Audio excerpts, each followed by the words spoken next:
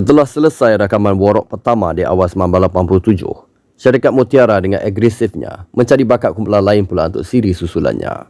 Sebagaimana dibuat oleh Battle of the Bands 1986, yang mana dikeluarkan pada tahun yang sama dalam 2 siri. Warok juga mengikut teknik yang sama, cuma bezanya, ia menampilkan kumpulan yang berlainan. Maka tergabunglah 4 kumpulan yang berbeza untuk Warok 2. Ulasan Rock Kapak 141.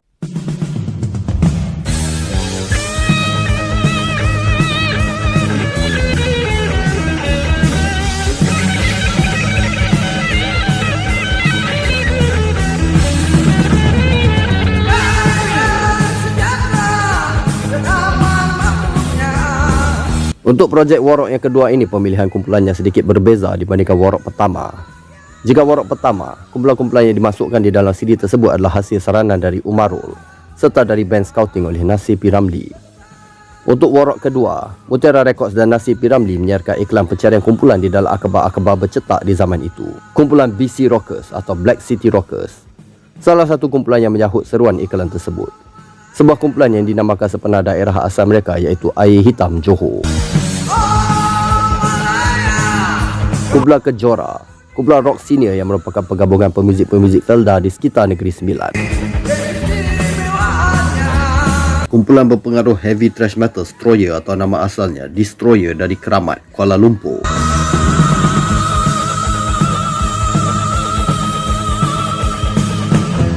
Dan kumpulan rock and roll dengan pengaruh muzik tradisional yang menarik, Dewanga. Sesi rakaman difahamkan diadakan berbeza-beza waktu di studio Mutiara sendiri, dengan setiap kumpulan tidak saling kenal antara satu sama lain, dari pertengahan 1987 hingga ke lewat 1987. Akhirnya, album siri kedua Warok berjudul Warok 2 Malaya hinggap di pasaran pada lewat tahun 1987, kira-kira beberapa bulan sahaja selepas Warok pertama. Okey, Warok 2 antara album yang langka, malah boleh dikatakan paling langka sekali di dalam siri Warok. Jarang-jarang nampak orang jual Warok 2 ni. Kalau Warok 1 tu kerap juga nampak. Warok 2 sebenarnya ada beberapa kali lah pernah nampak ada orang jual dekat Carousel, tapi harga tak kenal barang ni harga, jadi sekejap je dah lesap. Jadi Warok 2 yang gua dapat ni sebenarnya adalah hasil trade dengan seorang sahabat daripada Terengganu. Terima kasih banyak, brother. Sahabat tu dia menetap di Sungai Petani sekarang ni. Lepas tu selalu jual barang-barang pasar karat lah dekat Sungai Petani. Jadi pada masa tu gua trade dengan dia adalah kaset Ababil Singapore Press yang warna gold tu, shell dia. Memang gua sayang, tapi pasal Warok 2 ni pun adalah kaset yang amat langka. Jadi tak apa, kita jalankan juga trade tersebut lah kan? Walaupun dia punya kondisi dia seperti yang lu orang semua boleh lihat, agak rabak sikit lah kan, dengan inlay dia hampir terkoyak apa semua kan. Lepas tu nampak bekas-bekas macam dah terbakar sikit, bekas-bekas kena air sikit. Malah dia punya kaset dia pun nampak stiker dia dah hampir terkoyak, dengan dia punya skru dia semua dah terbenam dan berkarat, dah tak boleh buka sebenarnya ni skru dia. Okey, jadi kalau lu orang semua masih ingat dekat Warok 1 hari tu kan, gua punya kaset tak ada stiker kan. Dan gua ada cakap stiker Warok 1, Warok 2 dan Warok 3 sebenarnya sama je design dia. Semua macam ni lah design dia. Ada logo Mutiara situ, tajuk lagu. Dan lepas tu kat sini tulislah Warok 2. Kalau Warok 1 dia tulis Warok je, Warok 3 dia tulis Warok 3 je. Lepas tu ada nombor CD sini. Perhatian, sama. Design dia memang sama. Memang tak ada beza pun. Memang sama untuk ketiga-tiga Warok. Jadi itulah dia. Walaupun yang itu stiker dia dah terkoyak, tapi itulah benda sama sebenarnya. Jadi inilah dia Warok 2. Kaset yang amat langka. Casing dia putih, sebab kaset dia pun putih. Tak pasti kalau pernah keluar ke version hitam ke apa, sebab Warok 2 ni memang siri-siri Warok ni semua sangat langka. Jadi setakat ni yang pernah gua nampak memang versi putih je lah kan. Pernah juga dengar cerita kata Warok punya CD ni sebenarnya keluar tak banyak cetakan kan. Dia macam lebih banyak terjual dekat area-area pedalaman. Ada artikel gua pernah baca, artikel Warok 1 yang kata kaset Warok ni laku dekat belah-belah Sabah dengan Sarawak. Kan, pelik sikit kan. Kalau kat bandar ni tak tahu kenapa dia tak banyak sangat. Kat situ aneh dia lah. Okey, jadi Warok 2 seperti Warok 1 menggunakan cover album lukisan yang agak lucu sedikit. Tahap apa dia nak sampaikan pun tak tahu, ada meletup kat situ. Seperti mana Warok 1, ia juga mempunyai tajuk album. Warok 1 tajuk dia Sengsara Timur Tengah, manakala Warok 2 tajuk dia adalah Melaya. Lepas tu ada letupan bom atom kat situ, mungkin dia nak maksudkan perang Jepun ke kan, wallahu alam. Tapi memang lukisan dia tahap apalah buruk lah. Kita zoom in sikit tengok, memang buruk lukisan dia. Dengan ada orang main gitar tapi bentuk gitar dia macam gitar selo. Entahlah, mana ada orang main selo macam ni kan. Muka dia pula nampak macam muka sama-sama pirate kurun 18 sikit. Lepas tu penyanyi dia masa ambil garu kepala tengah pegang mic. Mic punyalah kecil. Belakang ni ada ala-ala macam The Beatles sikit design dia. Lepas tu drama dia, entahlah, buruk lah senang cakap kan. Inlay cover tak apa-apa, macam mana lah. Tak tahu siapa yang buat lukisan dia. Memang gua tak puas hati betul dengan cover layout Warok ni.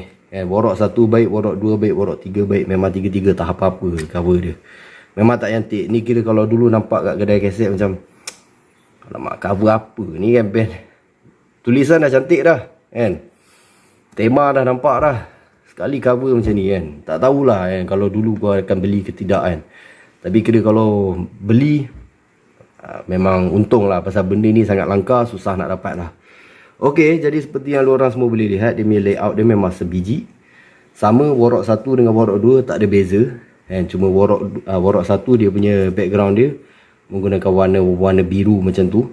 Biru-biru sikit kan, macam warna-warna senja sikit. Jadi kat Warok 2 dia gunakan tema berwarna hijau dan kuning. Lepas tu ada ala-ala macam senja jugalah kan. Sama juga seperti Warok 1, tak ada nama-nama band. Kan. Kat sini sama, dia tulis maklumat dia, urusan penerbitan Nasir P. Ramlee seperti telah diceritakan. Rakaman Raymond dan Wong. Ini adalah toke Mutiara sendirilah. Rakaman di Mutiara Studio lah, seperti kita dah bagi tahu, dah sedia maklum dekat siri-siri Warok ni. Rakaman memang dia orang semua boleh buat sendiri pasal Mutiara Record ni ada studio dia sendiri. Jadi band boy semua kalau nak main berapa jam pun, berapa hari pun nak habiskan lagu, suka hati lu orang. Mutiara Record juga sangat kedekut. Dia memang takkan ambil sessionist, dia memang takkan ambil komposer untuk cipta lagu. Jadi bila dia dengar band boy sendiri ada lagu sendiri, dia orang lagi sonok lah, kata okey lu ada lagu sendiri, lu terus masuk lah, buatlah berapa lama lu mau, janji siap. Macam tu lah lebih kurang. Jadi disebabkan itu, dia orang tak ada audio engineer yang profesional, tak ada producer yang betul-betul faham music rock. Hasilnya macam kita boleh dengar lah dekat Warok 1 dengan Warok 2, Warok 3 ni, memang sound dia ada sedikit kurang lah dekat situ kan. Dengan vokal yang ada part sumbang-sumbang pun semua lepas macam tu je kan. Tak ada suruh take semula ke apa. Gitar ada sedikit terkincit pun lepas juga. Drum ada sikit lari tempo pun lepas juga. Itulah dia Warok. Tapi itulah antara benda yang menarik mengenai Warok ni. Kalau macam orang kata alai rock kapak ni semua sessionis yang main, lu kena dengar Warok. Warok ni memang tak ada langsung sessionis terlibat. Semua band boy main sendiri. Dia ada kelemahan ke apa semua lu boleh dengar. Dia tak perfect. Tapi ini macam, pasal apa? Ia datang dari hati sendiri. Album-album macam ni lebih dekat dengan budak-budak underground lah. Budak-budak underground macam gua, memang gua sangat appreciate lah. Pasal kita nak dengar lagu-lagu daripada band boy sendiri kan. Lagu daripada sessionist ke komposer ni nak buat apa kan. Okey, dah cerita panjang. Jadi kita cerita sikit pasal apa latar belakang album ni lah. Alright. Jadi dekat depan tu tak ada maklumat pasal pencipta lagu, seperti kita boleh lihat kat sini. Jadi kalau kita nak tengok maklumat pencipta lagu, semua kat belakang lah, kat bahagian lirik. Okey, mula-mula sekali gua nak beritahu kata sebenarnya hanya 2 kumpulan saja yang betul-betul lengkap gua dapat maklumat lah, iaitu BC Rockers dan juga Kejora. Okey, di mana sebelum ini maklumat memang langsung tak ada lah pasal dia orang ni kan. BC Rockers ni gua berjaya interview dia punya drummer, manakala Kejora ni gua berjaya interview dia punya gitaris. Okey, jadi cerita pasal dia orang sekarang ni alhamdulillah berada di dalam tangan gua, memang lengkap. Okay, yang ini gambar BC Rocker ni dahulu pernah ada orang angkap ini gambar kumpulan Stroyer. Kenapa berlaku begitu? Sebab seperti orang sendiri boleh lihat dekat inlay ni memang tak ada tulis nama band langsung. Jadi kita main agak-agak sendirilah siapa ni kan. Tapi yang rilisan semula oleh hasil daya usaha Kodin Raja Rock Kapak bersama dengan anak toke syarikat rakaman Mutiara, ada tulis nama band lah dekat CD dia kan. Tapi juga tidak lengkap, sebab dekat dua band ni ditulis salah. Dekat band ini ditulis Dewanga, manakala ini ditulis Stroyer kan. Bila gua tanya dekat Kodin, dia kata maklumat tu dia dapat daripada anak toke syarikat rakaman Mutiara. Anak toke tu sendiri pun gua ada tanya dia, pasal gua nak tahu maklumat pasal dua band ni kan. Gua nak kepastian. Anak toke bagi jawapan yang agak kurang meyakinkan. Dia kata, saya itu zaman masa itu Warok, saya masih budak sekolah, jadi saya tak tahu apa-apa. Dia kata macam tu je. Yang bikin itu bapak saya. Dia cakap macam tu. So bila dia dah kata macam tu, maklumat dia memang tak boleh pakai lah, senang cakap kan. Kodin dia terima maklumat daripada anak toke tu sebab dia orang sama-sama nak release CD tu. And Kodin ada keluar dia punya bajet. Lepas tu yang si anak toke Mutiara ni, dia cuma releasekan je lah. Itu apa yang berlaku antara mereka lah kan. Jadi seperti maklumat yang telah diberikan, dan benda ni dah tersebar. Gua tengok dekat YouTube pun ramai, dekat Facebook pun ramai yang salah anggap ini sebagai Stroyer, manakala ini sebagai Dewanga. Terbalik sebenarnya. Ini adalah Stroyer dan ini adalah Dewanga sebenarnya. Sebab apa? Kita fikir logik lah kan. Stroyer, lagu-lagu dia macam Malaya, Pemusnah, lagu heavy brother, heavy metal kan. Ada sedikit bau trash lagi. Takkanlah brother-brother macam ni nak main heavy trash metal brother. Ikut logik lah kan. Macam tak kena lah kan. Diorang ni nampak matang tau rupa diorang ni. Macam pada masa ni usia diorang 30-an kan. Mungkin dah lewat 30-an pada masa ni. Nampak matang tau. Kalau era 80-an dah matang macam tu, takkan nak main heavy thrash metal lagi kan. Ini Stroyer. Tengok muka masing-masing muda-muda lagi pada masa ni. Dengan gaya mengangkang macam tu, rambut panjang gondrong pada masa tu. Dah tentulah mereka ni yang main heavy thrash metal. Dewanga secara muzik adalah rock and roll sedikit, blues sedikit, dengan ada sedikit touch daripada muzik tradisional, khususnya Arabic scale yang digunakan di beberapa lagu, seperti lagu Sehingga Wujudnya Kekasih, lagu Palestin. Dia punya guitar work the best. Ada Arabic sedikit touch kat situ. So kita boleh nampak perbezaan yang ketara kan. Muzik yang sebegitu memang lebih sesuai dengan mereka ini.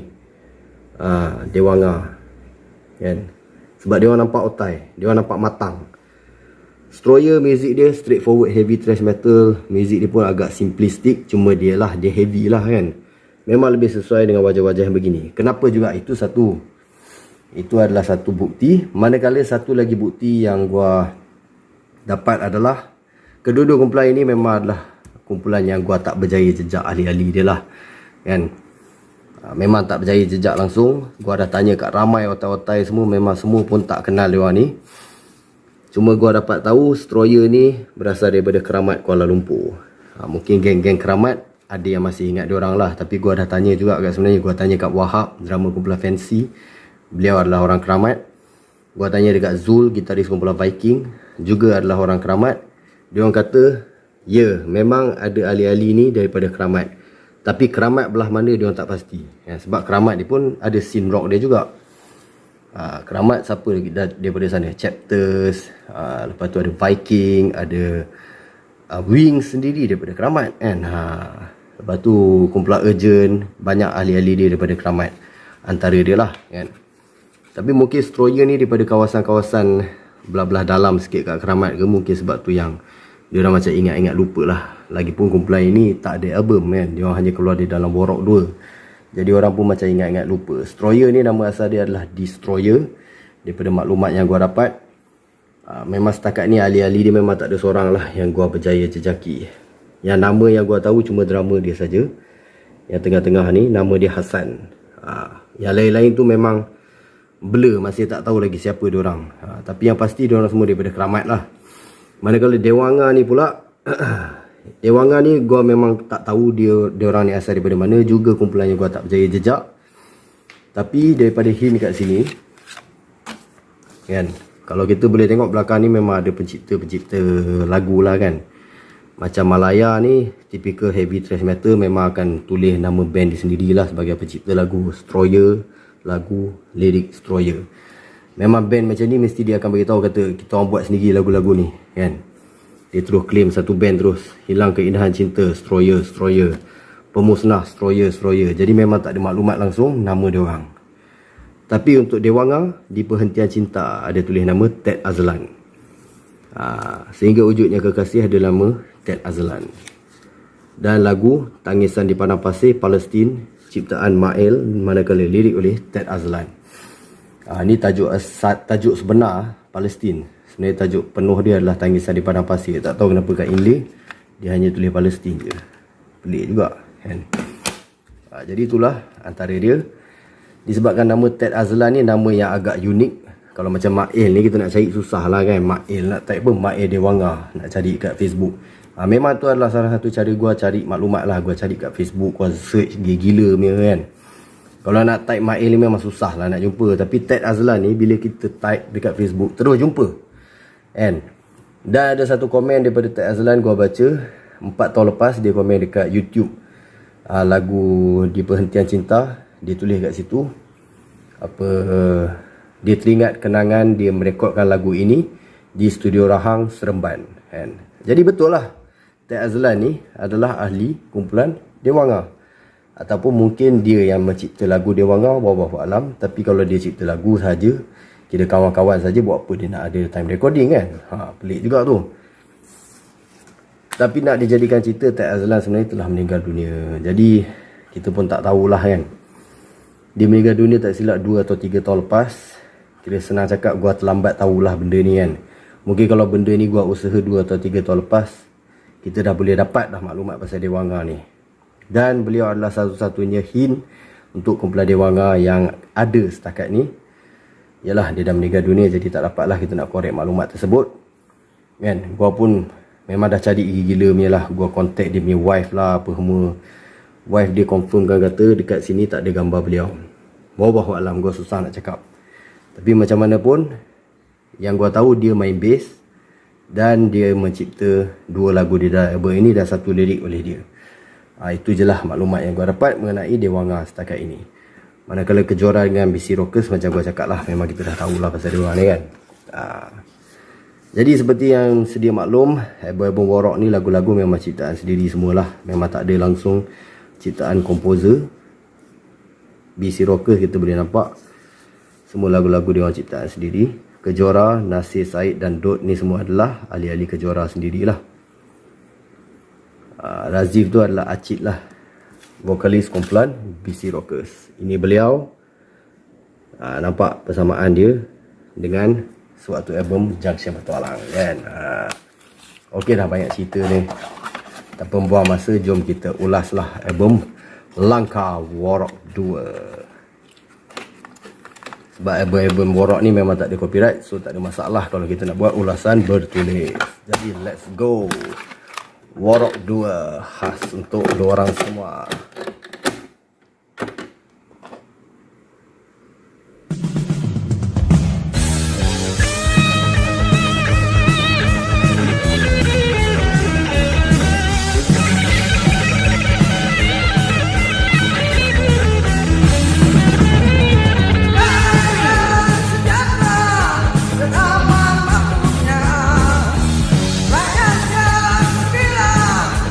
Hidup bahagia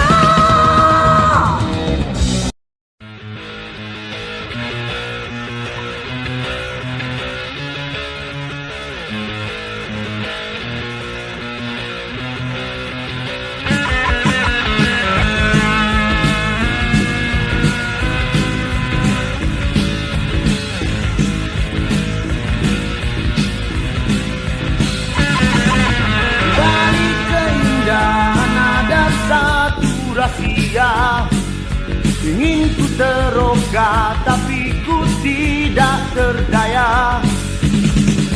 Selalu kabur jalan untukku ke sana. Selalu banyak yang menggoda. Pengorbananku untuk satu kedamaian diruntuhkan oleh arus-arus pendustaan. Tiada lagi hati yang sanggup memberi kejujuran yang dicari. Aku sering ketinggalan begini dalam pencarian sebuah hati. Di manakah jalan yang terbuka untuk cinta yang suci dan setia?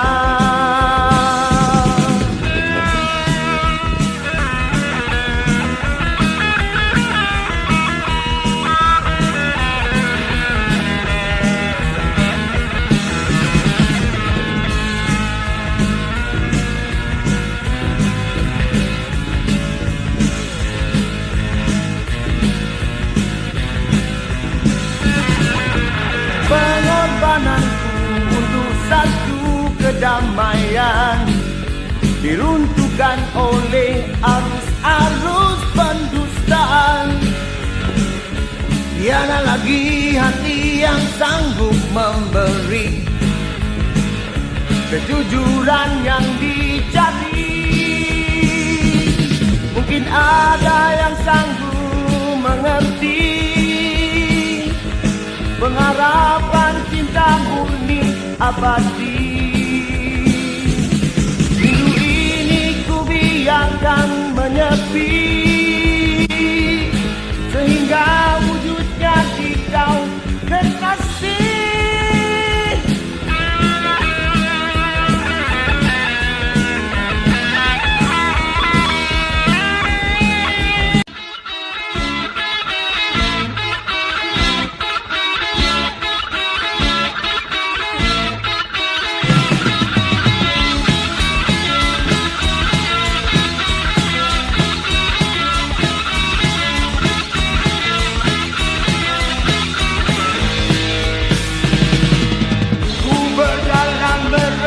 Padang dan luas, tak ku hiraukan rintangan yang menghalang.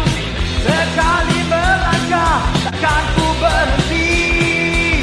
Selagi yang dicari, belum ku temui. Perjalananku ini tiada yang menemani. Segala derita tak siapa yang mengerti. Hanya kata nisa sering dilemparkan bersama-sama ribu tuduhan.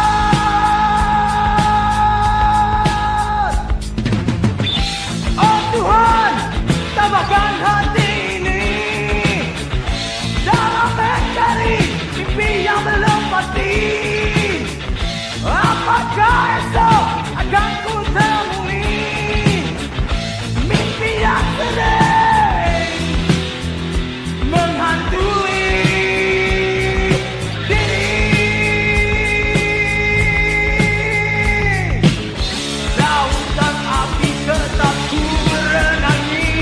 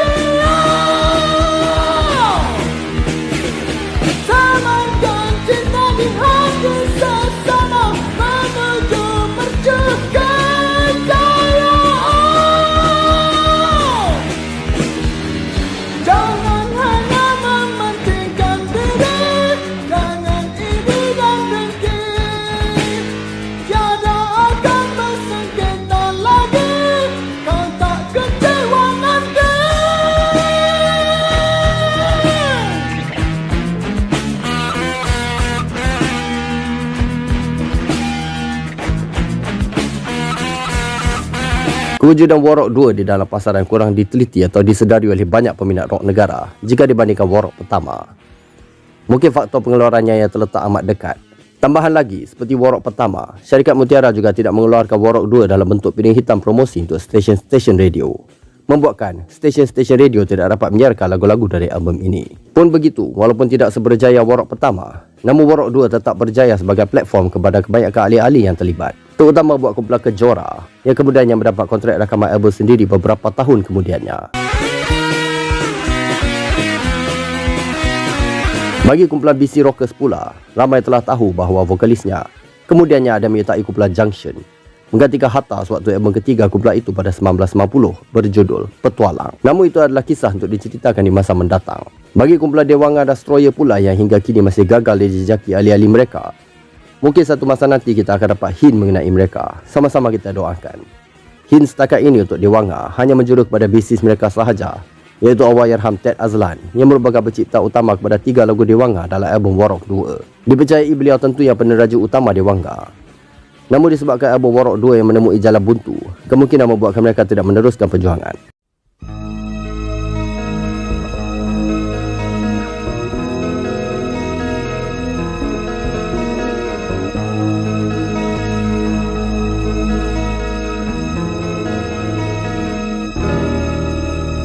Cahaya tersinar dari sudut matamu, kau hadir waktu itu,